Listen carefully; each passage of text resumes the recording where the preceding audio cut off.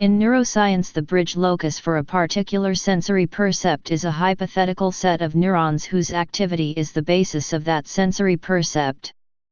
The term was introduced by D. N. Tailor and E. Y. Pugh, Jr. in 1983, and has been sparingly used. Activity in the bridge locus neurons is postulated to be necessary and sufficient for sensory perception. If the bridge locus neurons are not active, then the sensory perception does not occur, regardless of the actual sensory input.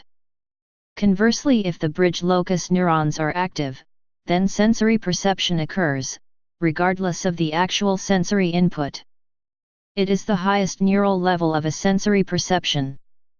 So, for example, retinal neurons are not considered a bridge locus for visual perception because stimulating visual cortex can give rise to visual percepts.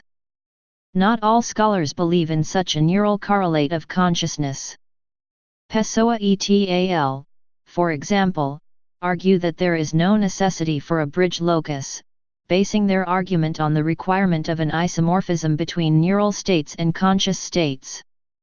Thompson argues that there are good reasons to think that the notion of a bridge locus, which he calls a localizationist approach, is misguided, questioning the premise that there has to be one particular neural stage whose activity forms the immediate substrate of perception.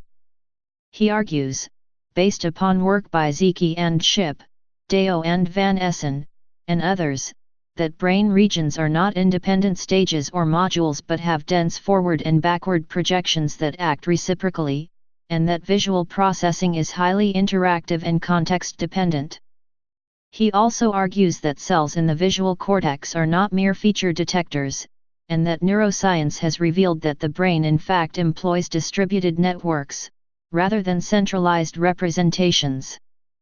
He equates the notion of a bridge locus to a Cartesian theater and suggests that as a notion it should be abandoned.